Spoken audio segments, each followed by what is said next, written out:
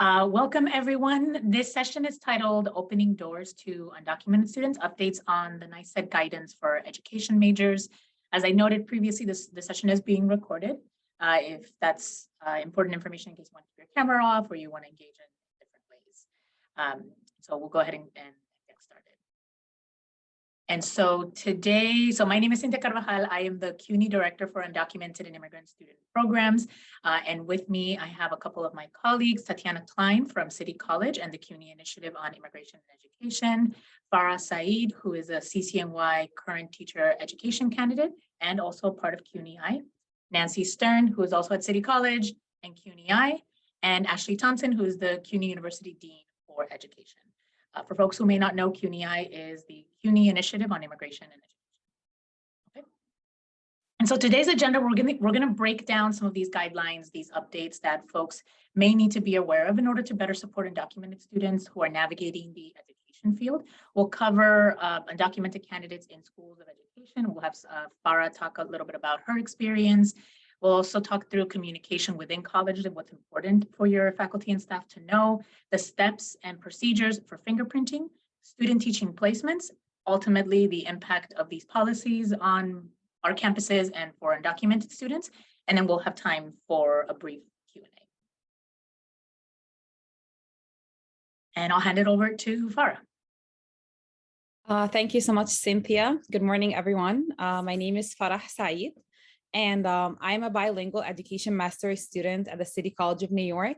And this is also my third year as a project researcher at CUNY-I. Just a little bit about myself. I immigrated to the United States back in 2008. And it was my father's ultimate dream for me to receive education from a country like America. So I'm really honored and excited for our conversation today, focusing and continuing to highlight the narratives and the experiences of undocumented students. With that, I am an undocumented student who does not qualify for DACA because of rigid requirements that are out of my control. And so pursuing a degree in education came with a lot of hardships, which is the reality for all undocumented students. I would like to briefly share my story and experiences with you studying for my bachelor's degree, majoring in childhood education prior to the New York State Education Department new fingerprinting guidance. Then my experience as a master's student studying bilingual education after New York State has effectively released the new fingerprinting guidance, which allows undocumented students who do not have a social security number enrolled in education programs as myself to do field work, take certification exams, and student teach in certain schools in New York State. Before this new guidance, I unfortunately came to realize just when I was about to graduate with my bachelor's degree that I couldn't apply for student teaching because I do not have a social security number, which is a requirement to apply for fingerprinting or to go through the fingerprinting process. After learning this, I was mentally and emotionally exhausted. The late nights I spent studying and preparing lesson plans and the thoughtful conversations that I had with my professors were all suddenly put on hold. Most importantly, my passion to become an Arabic bilingual teacher seemed unpredictable. I then had to choose another major to graduate with just to finish my bachelor's degree. In 2017, I wrote something that I would like to share with you. I said, as an undocumented student, I will always cling to the hope and I will continue to fight for my dream. My story is unfinished, and I hope one day I can come back and share with you that I had successfully finished my student teaching credits and I'm able to pursue my dream of becoming an educator. I wrote this in 2017 when I was struggling to graduate with my childhood education degree as an undergraduate student. You would think that these obstacles would stop me from further pursuing an education degree after my experience in my bachelor's degree, but it did not. And it's very important to realize that undocumented students who want to become educators do so because we are purely passionate about teaching, and we would like to give back to our community and have a next generation of teachers and students who can deeply understand and relate to one another's personal experiences.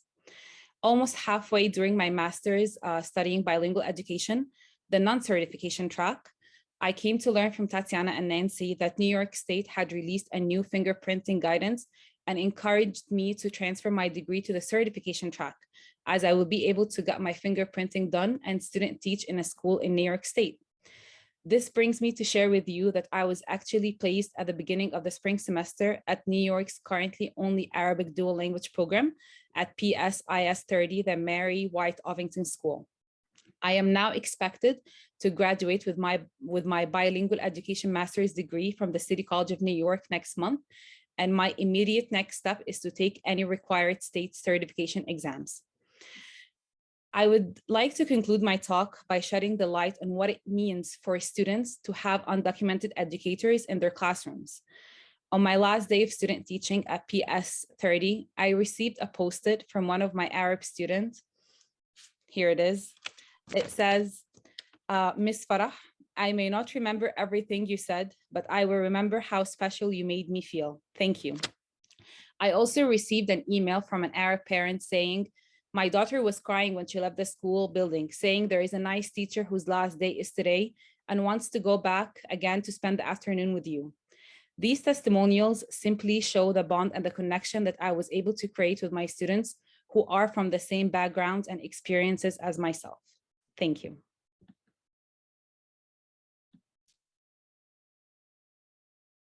Thank you, Farah, for sharing that. I'm seeing like reactions from folks, I think, just applauding your narrative and the efforts that you've made to continue with this track.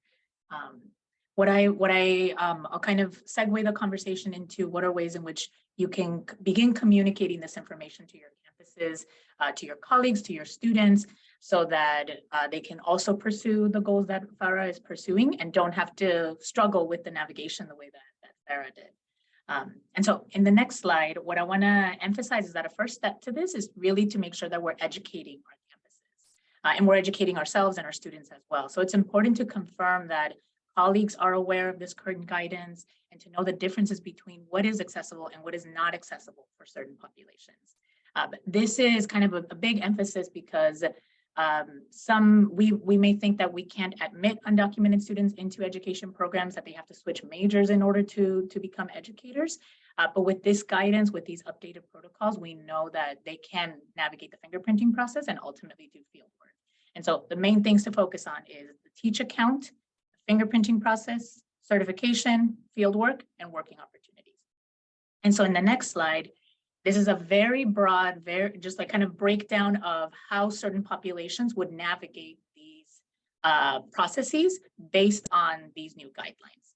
So the teach account, someone who's undocumented will need to request a 9-digit number from OTI versus someone who is a PRUCO. And so PRUCO stands for permanently residing under color of law, is an individual who has permission to be in the country, often has a social security number and can request an employment authorization document. This includes individuals with DACA, TPS, and asylum pending, among other statuses. These individuals can use their social security number for the teach account process.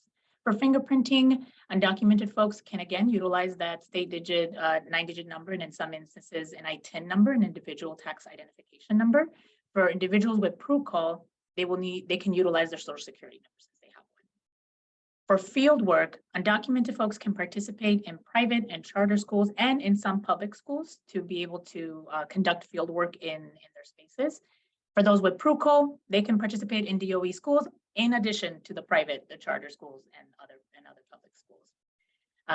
Certification process, undocumented folks can access temporary education licenses. So often this means that the license needs to be renewed every 5 years. It means that someone who supervises you has to have a permanent license, which means that this isn't the final goal of the situation. We want to be able for undocumented folks to have permanent licenses as well. But this is what undocumented folks can access as it relates to education.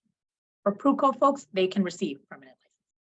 And then lastly, for working opportunities, so we may be asking, well, if folks are able to do fingerprinting, if they're able to get some temporary certification and licenses, what's the point if they can't actually work in our schools? What's the point if they can't actually utilize their degrees? I do want to emphasize that although working opportunities are restricted, undocumented folks can be contracted as independent consultants, as independent contractors, as sole proprietors through their business to work in these spaces. For those with PRUCO, they can be hired just as US citizens can, as they have a valid employment authorization.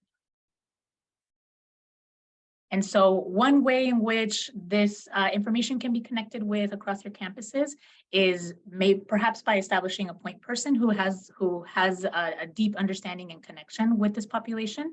So although it's important for everyone to have this knowledge, it can be beneficial to have a campus point person who can work with students, who can coordinate with amicable schools and with OTI to help students navigate these barriers. So I just got like 3 emails yesterday of students having to go back and forth with OTI because they were given incorrect numbers or they were given conflicting information. So having a point person can also help mediate some of those, like the telephone tag that folks are playing with undocumented students. Another helpful point is now that folks are engaging with this information, they're learning a little bit more about what this means. Maybe you need to still do a little bit more research so you understand how it can be implemented in your campuses, is to update web resources. So undocumented students are less likely to disclose their status and often don't receive this information from their schools. And so updating your website to have this information will allow students to navigate this on their own and feel safe seeking information from your campus personnel. And in the next slide, this is an example of a fantastic website that Hunter College of School of Education updated. So I provided them with a training and they really took it to heart and made sure to update the information on their website. You'll see that under like core differences, if you like click on the plus sign, you can't on this slide, but if you click on the plus sign, you can see the differences in certification, fingerprinting, the clinical experiences, and even employment. And so this is a really updated way of connecting and communicating with your students that at least you're learning and engaging with this information with them. And so what I referenced to before is this communication with amicable schools that would be interested in including undocumented students in their spaces. Tatyana will break this down a little bit more in the rest of the slide, but I really want to emphasize that this is an important step because we're all engaging with these guidelines in a new way. Some spaces may be asking for PETS documentation unnecessarily, and so it may mean working together to explain what these processes look like to make sure that we're more responsive in navigating this process. What I want to emphasize, just as folks are learning and engaging with this, is that a key point in all of this is to understand misconceptions that we may have about what undocumented students can't and can access within our spaces. So we need to understand the federal, state, and city restrictions and how they vary. What I learn often from providing trainings, meeting with educators, both in K-12 and in higher education, is that they'll often hear the word undocumented and assume that the student does not have access to any resources. And that is a huge misconception of what it really means to be undocumented. I'll provide, in the next slide, I have some examples of kind of the varying implementations of these different legislations. So although the federal government does not allow undocumented folks to be employed via payroll, independent contracting, in accordance to federal law, is not considered employment. And so it can be an opportunity. Another example is state policies allow undocumented students to receive state aid, like the New York State DREAM Act and TAP, and to be fingerprinted, like these updated guidelines from the state. So we're already seeing that an engagement with undocumented students looks really different at the federal versus the state level. And then another example of kind of a more microcosm example of policies and practices is in New York City public schools, PETS protocol doesn't allow for undocumented students without a social security number to do student teaching or even volunteering at their schools at this moment. Although some schools, including public, private, and charters, do not rely on the PETS process, this really gives an example of the ways in which the federal government doesn't engage with this population, how the state does it, and then how smaller spaces within the state, within the city also navigate this. And then what I'll kind of leave us with before I hand it over to my next colleague is there are upcoming efforts to change these policies and legislations. And so knowing the differences across federal, state, and city can also help us understand where limitations exist and where opportunities reside to be further pushed. So an example is the Empire State Licensing Act in New York could allow for state certification and professional licenses to be accessible to undocumented students. There's similar legislation in California, Colorado, Illinois, Nevada, New Jersey, just across the river, New Mexico, and Maryland that do provide that for undocumented students. And so this legislation has been introduced. It was introduced last year, but it didn't gain much momentum. Hopefully it will this year, and that will really allow for more undocumented folks to be able to get certification, permanent certification and licenses in the state of New York. And just wanted to emphasize again is that although individuals without an employment authorization document cannot be hired through payroll, they can be contracted as independent contractors and consultants. And if you would like more information on this, an initiative in CUNY, Undocu.edu, which was the space that really highlighted to the state that their guidelines were not updated for undocumented students through their video series, they provide some more information on what this independent contracting can look like for folks who are undocumented and also want to be educators in New York City. And I think that's it from me. I'll hand it over to Nancy. Thank you, Cynthia. Thank you for laying out all the complications. I'm always amazed at the amount of detail and how much of it you know, and it's wonderful to know that we have you as a resource, because speaking for myself, that's a lot of information for me. But it's thank you for laying it out. What I have to share is a lot simpler. So if anyone's feeling overwhelmed by the amount of information, take a breath, because this is going to be pretty straightforward. These are the steps that that undocumented students and their school follow in order for them to get a 9-digit number so that they can take certification exams, be fingerprinted, and be placed for student teaching. The details of this can be found at the Teacher Ed website on the CUNY website under resources, with lots of links to each one of the steps. But for here, I just want to give you the basic step-by-step the way to make this happen. So the first step is for undocumented students to reach out to their college certification officers. And the certification officer emails the Office of Teaching Initiatives at NYSED to request a 9-digit identifier. They need the student's first and last name, their date of birth, an email, and the subject should be Teach Access Number. NYSED seems to respond fairly quickly to this request. They give the number and the certification officer. So, and then the student creates a Teach account. The same Teach system that all of our teacher candidates use, all teachers use. The student emails OSPRA, the Office of School Personnel Review and Accountability, just to let them know, verify the process.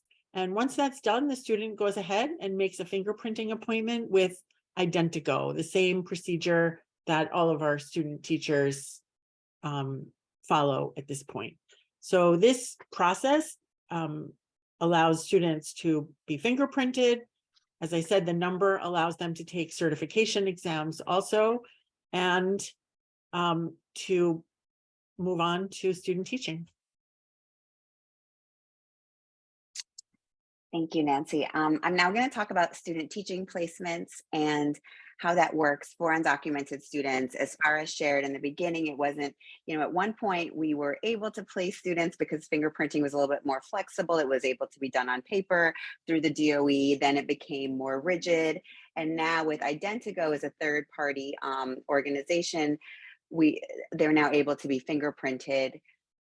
But the placement is still a little bit more complicated. So I want to share that identifying a school site is not always the same for undocumented students without DACA, or as Cynthia said, PRUCAL. Am I saying it right? PRUCAL? Yeah, it's a new word for me. So again, anyone with DACA or TPS, for example, can be placed just like everybody else, but students without DACA, like Farah, you might have to go through a different process. But it's very important that we take the time and the extra steps to do that and to make sure they can complete their degrees and student teach. So while they are fingerprinted, they do not have a social security number. And then the barrier within New York City at this current time, and we're really hoping that just like New York State changed their guidelines, that New York City will as well. They use the PET system. It's called the Personal Eligibility Tracking System. It's used for all employers, contractors, basically anyone that does any kind of work with the New York City DOE. And they also use it for people entering their schools for student teaching. However, not all schools use it, and some may be a little bit flexible with their student teachers. So that's what we need to be aware of. I'd like to quickly share how we place Farah. Farah is part of part of our first cohort in our City College bilingual program of Arabic bilingual student teachers. So we had 3 and 1 for the first time ever. Like, I don't know how we went from 0 to 3, but somehow it happened. So we had to create a relationship with an Arabic bilingual program. And actually there happened to only be 1 dual language bilingual program. A second one we're very excited is going to be starting in East Harlem. So I went and I created, Farah and I both went and we spoke with the assistant principal. Yes, we could probably more easily place her in a charter school or in a private school, but to our knowledge, one doesn't exist, right, for an Arabic bilingual program in New York City. So we went to this school. The assistant principal was very excited about having student teachers. There's a huge shortage of bilingual teachers, especially in languages such as Arabic, but really in any languages. So he was very excited about this. And then we kind of broke the news, well, for Farah, it's going to be a little bit different because she can't enter the PETs. You can't put her in the PET system, but she's fingerprinted just like everybody else through, as Nancy shared, Identico, which all of New York City now uses, the DOE. So he was a little unsure, and then we had to have another meeting with the principal. This is our second meeting now, and then the principal had to go and meet with some district folks as well. But as you heard Farah say, this is kind of like a story where you already know the ending, right? They finally did say yes. So what this means is that if we just put in a little bit of time, a little bit of effort, we can get our undocumented students without DACA into a lot of our schools. And the impact they could have, as Farah shared with her post-its, which I loved, and she had shared with me as her supervisor there, is so powerful, right? And we can't let a few obstacles or a few extra meetings get in the way of ensuring that our students have opportunities and that DOE children have opportunities to work with student teachers and teachers, soon to be teachers like Farah. So what that means is we may place our students in schools that do not require pets or can not require pets for student teaching specifically, right? So that's charter schools, independent and private schools, and select public schools.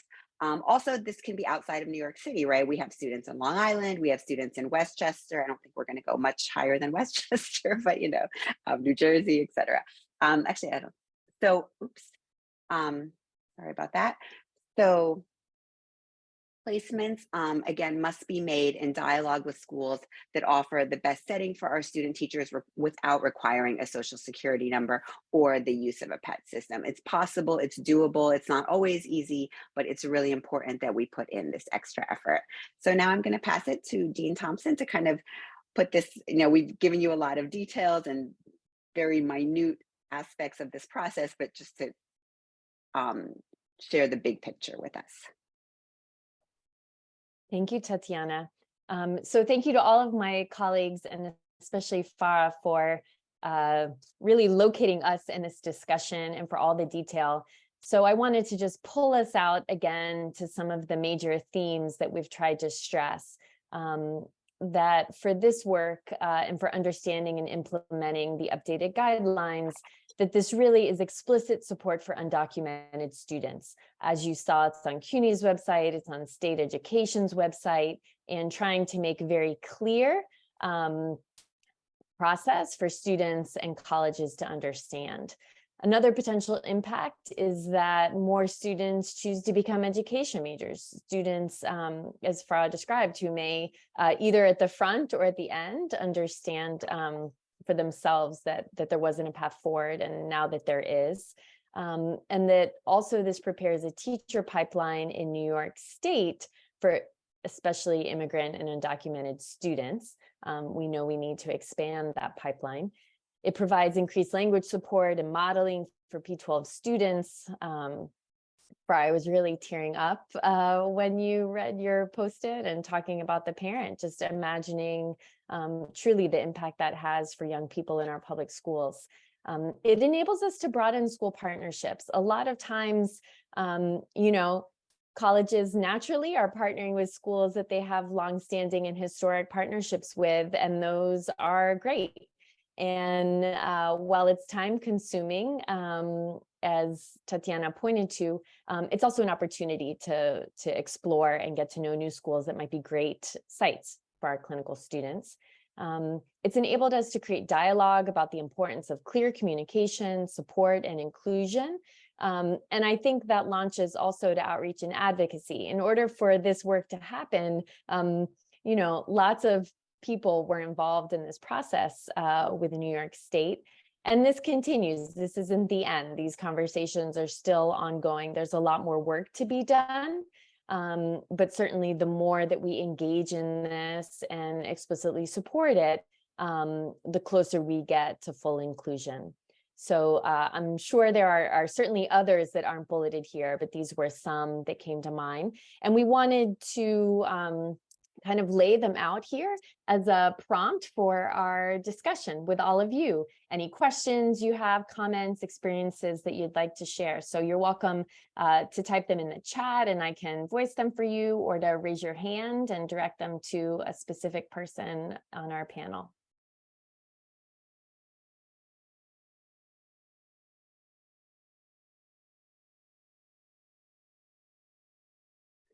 I actually have a question for Cynthia, if I may.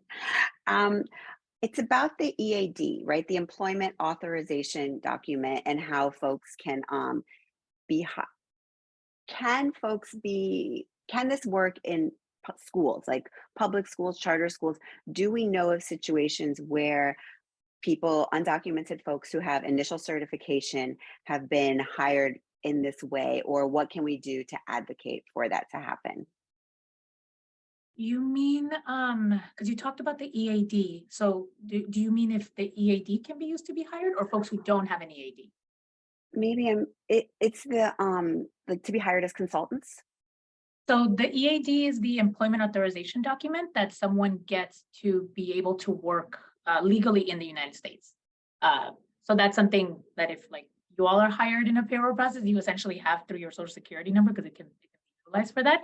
But I think for undocumented folks who don't have access to that, right, because they're not PRUCO, they don't have DACA, TPS, and they don't have an employment authorization document, the independent contracting, the consulting is the more viable pathway. I do know of an educator who was hired as a consultant in their classroom, and so was providing like curriculum consultation. I think the school was a charter school, though it wasn't a DOE public school, and that's also because I think that like the PETS process still came in, and it became an issue for this person to still be hired as a consultant or a contractor. But charter schools are very amicable to kind of a consulting process. The examples that I often give to folks is being an independent contractor if you're undocumented, or being a sole proprietor if you're undocumented, is done very commonly in the tech field. It's done in construction. I like always tell folks, like the buildings you see here built in New York are often built by undocumented contractors. So they're contracted to do the building, to build them. That is something that is accessible within other fields as well. It might just mean like the student might be the first in that school, or the student might need help navigating that. I can put in the chat some resources. Specifically, the New York State Youth Leadership Council has created a very extensive guide on how folks can begin doing entrepreneurship work. And then, as I mentioned, UndocuEDU, their video series also highlights some examples of what that looks like outside of like a public school or even a charter school. Yeah, thank you for clarifying. I was wondering how that worked or could work within public schools, and which seems to be not very well, but charter school seems to be a possibility. Yeah, another way that it actually works in public schools is DOE works very closely with IMSchools. And so IMSchools is a group of educators who are either currently undocumented, formerly undocumented, or have DACA. And so essentially the DOE contracts them as an entity to provide workshops and like teachings in their schools. And so it's through that kind of like nonprofit or that worker co-op that you're also able to engage with public schools. in that way. Yeah. Thank you. I saw a question in the chat from Daniela about what can we as faculty and administrators do to push for DOE to change its practice of using pets and open up opportunities. I think that's a great question. And I want to acknowledge we have a few DOE colleagues in this session. So a shout out to Odette and Max. I see you participating. I want to say thank you for being here.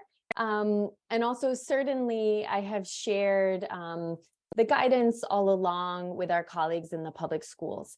And I want to say that, you know, there are DOE rules, and also DOE is not a monolith, just like CUNY is not a monolith. There's extraordinary work being done to support undocumented P-12 students within the schools, and certainly to change some of these rules. You know, as we all know, there are legal regulations. It's really complicated, all of this. And I do think there's goodwill to try to understand this, move forward. That work is being done. So I just want to say that on the front end. In terms of our own advocacy, and I'd be curious to know what our panel thinks, I do think this step towards awareness is the first step. Really getting communications out there, and also, as Tatyana described, working with principals and others. And the second is that the proof is in our exceptional students who are so needed, especially as teachers in some of these high need areas, and will go out to be certified and make changes in schools. So I think the more that the successes and efforts gain traction, that these things will lead to change. So those were just some initial thoughts I wanted to share. I don't know if others on the panel had additional comments for Daniela. I'll just add the irony of, just really quickly, the irony of all this is that these are many of our undocumented students were DOE K-12 students.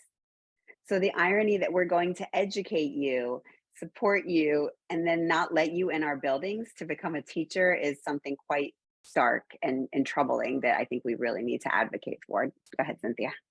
No, I agree completely. To your question, Daniela, what I think too is, like, I think Ashleigh's point about raising awareness is definitely the first step. And I think, like, sometimes it just means like asking the right questions and pushing to create opportunities that do include undocumented students, that even though may not be like successful for several years, can at least initiate those conversations with DOE spaces. So what I mean by that is, I had through the CUNY Undocumented Immigrant Student Support Program, so we had an immigrant ambassador program that I was working with John Jay in Brooklyn College. It included both undocumented students and those with social security numbers.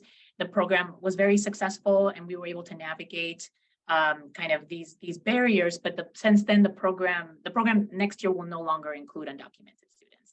And I think because the fingerprinting issue just became so large in the years that we were in existence, that they couldn't be ignored any longer. And so the program is no longer including undocumented students. Students were very frustrated, very disappointed. College Bridge in K through 16 CUNY also had a similar program that was able to include undocumented students. And then again, the fingerprinting issue reared its head again, and undocumented students were no longer included the subsequent year. But I say that although that was, I think, very triggering and very traumatizing for the students, what it did allow is for the DOE to continue to recognize, like, this is a big issue. Like, our students want to engage. As Tatyana said, they were in DOE classrooms. They want to give back to their communities, and is further elevating this issue. So I think if you have an opportunity to create programming, make sure that it's inclusive to undocumented students, and ask the right questions to push other entities, including the DOE, to continue to reevaluate the way in which they engage with them. There's a question in the chat about the number of hours a student can complete for observation without being fingerprinted. Is there someone who wants to handle this? My initial answer is to say, you know, if it's in person in a school, then typically, you know, the rules are in place for that. But if Tatyana and Nancy doing this work, if you had other things you wanted to add to Eric's question. My understanding is that if a student is doing more than 45 hours in one semester, then they need to be fingerprinted. But if they're doing fewer than 45 hours, then it's not a in one semester, that it's not a requirement. Some schools, and we've just implemented this at City College, are having the fingerprinting done as soon as students are admitted, so that those issues don't come up at the last minute and everything's in place. And it's also a way of making sure that the information is available to undocumented students about what their options are. Something that we didn't say that I realized is that undocumented, or maybe we did, but undocumented students who are now able to do student teaching, take certification exams, can get initial teaching certification, but they cannot get professional certification yet. I think Cynthia talked about that with permanent certification, and that may change in the future. We certainly hope it will.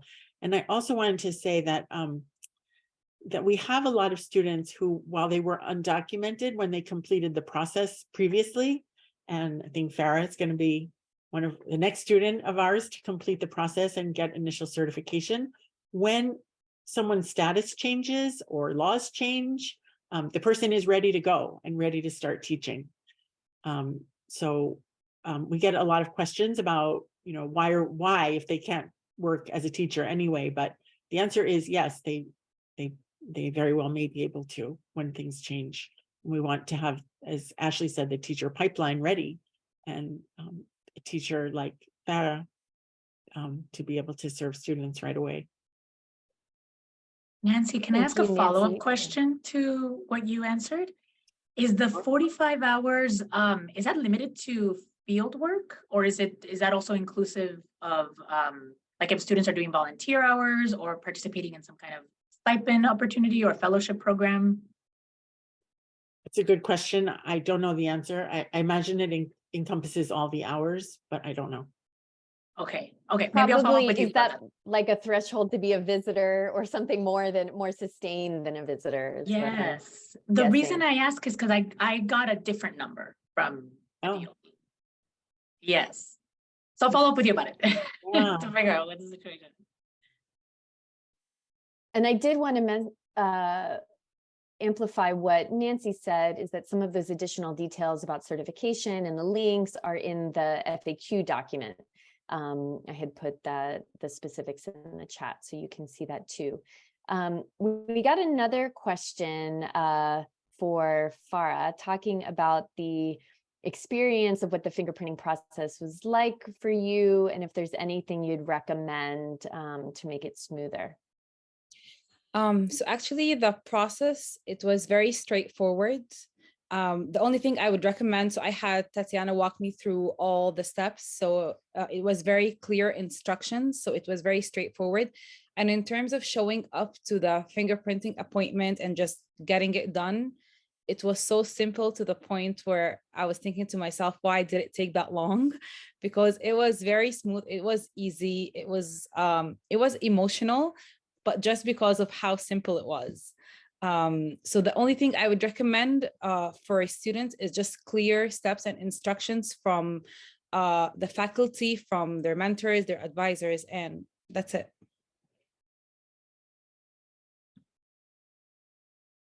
Thank you. Other questions from our panel or audience?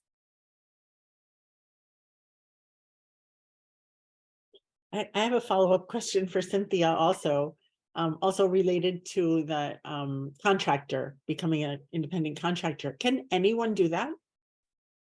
Yes. Yeah, that's totally open for anyone, regardless of immigration status. Usually if you're an independent contractor, folks will typically use their social security number if they have one, but using an individual tax identification number is super common and can be provided for free by the IRS. And folks who aren't undocumented also use that number to excuse me, to build a business, to be a sole proprietor. Then this is like a more advanced thing. So I'm giving you all a little bit of a preview, but if folks don't want to be like essentially the liability in being an independent contractor, but instead want to build a business or or create essentially an opportunity to hire other people to implement work within other spaces, they can also get an employment identification number through the IRS, so that the liability is with the business versus the person. This came up in a conversation I had the other day with folks who are looking at early childhood programs, because often folks have to have some kind of insurance in order to teach and work in those kind of spaces. So all of which is to say that individual contracting is not something exclusively for undocumented folks, and it's something that's very common and like people use all the time.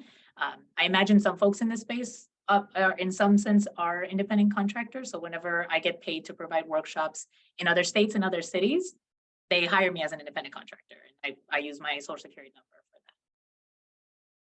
that. Thanks. And I saw you put a link to the YLC, a page called Get Paid. And is the information that people need available there?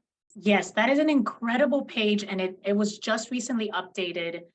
So it provides a very robust guide on how it is that undocumented folks can engage with independent contracting. I really like the guide because it breaks it down by narrative. So it gives you 4 student narratives of different immigration statuses, different experiences, and how they can go about engaging with the process of like becoming an entrepreneur, with the legislation that is involved with being an entrepreneur, the taxes. So it's very detailed, very informed. They worked with the NYU Immigrant Rights Law Clinic to put this on.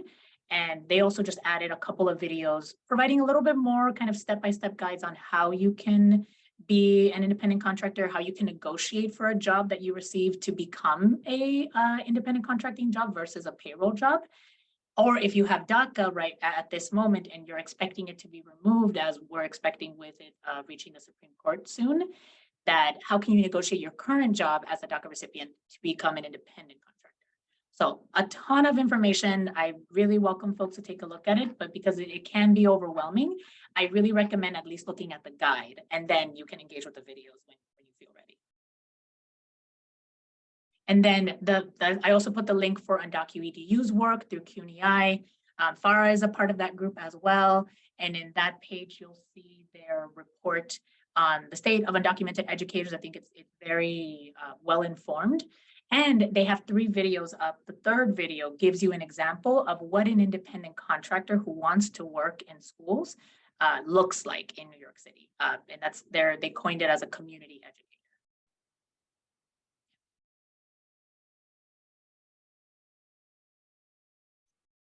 Thank you. Any other questions or comments?